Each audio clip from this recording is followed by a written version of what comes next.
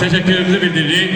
Azerbaycan'ın herhalde bütünlüğü uğrunda silaha sarılır, canlarını feda eden bu şaftalı, yağışlı, soğuk havalarda, isti günlerde bizim keşimizi çeken, bizi koruyan ve 30 yıl hasretinde olduğumuz topraklarımızı işgaldan azad olmasında bir nömrəli xidmətləri olan qadilərimiz, veteranlarımız buyursun. Allah rəhmət eylesin şəhidlərimizə. Xahiş edirəm, qadilərimiz, veteranlarımız buyursun. Parçalandım min illər, bölündüm dilim dilim, yaş attı dərdinə, ağladı göçə gülüm. Başka adla yaşadı yat gibi yurdum, elim, derbent şimalda kaldı, kuzuya döndü Zəncan, torpaklarına kurban, vətənim Azərbaycan. Türkmen çayın fermanı sana hasret getirdi. Buna devat tapmamış Qarabağ'ı itirdi. Gülistan gül yerine tükanlı sün bitirdi. Derdimize gülmeyi mecbur öğretti nadan. Göz yaşlarına kurban, vətənim Azərbaycan. Təbrizə ana dedi, bizi yetip koydular. Hak diyen yiğitlerin dersini soydular. Esirlerini giydi, düşündük ki doydular. Yağya şirin geldi, içti yolla hakka.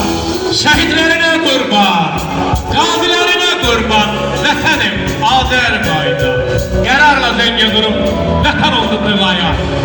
Özgenin kölgesinde çevirdiler ağaya.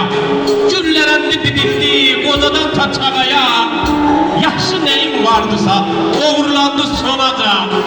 Servetlerine kurban, vətənim Azərbaycan. Ağrı dağım, ağrıdan səslə düşdü. Har bir gülüm yandı, onda alında pişti. Laçın məğrur qartalı qarğarana değişti. Hələ də güllələnin idi mədarından ahtana. Acılarına kurban, vətənim Azərbaycan. Haydi, Borçanıdan tek kalan tatile dolayanlar. Şirin yalanlar ile olmuşuz biz kardeş. İntikamım ağırdı, kesilecek neçe baş. Dövüş elinde silah, sen bütün olanacaksın. Galip gününe kurban, vətənim Azərbaycan. 2 əsrdən ilk dəfəydi ki, Azərbaycan öz bitirdiği torpakları bir kısmını geri kaytardı. Devam edecek.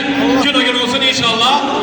Zengezurumuzda, Viyedimizde, Göyçe mahalımızda, İran qaramızda ve onu da qeyd edim ki, yegane devlet ki bütün 4 bir tərəfin öz torpaqlarımızla sərhədli ve itirdiğimiz dədəbaba torpaqlarımızda Azərbaycanın ücretli bayrağı dalgalansın. Xahiş edirəm, qazilərimizi, veteranlarımızı ürəkdən alqışlayaq, Azərbaycan ordusuna alqışlayaq.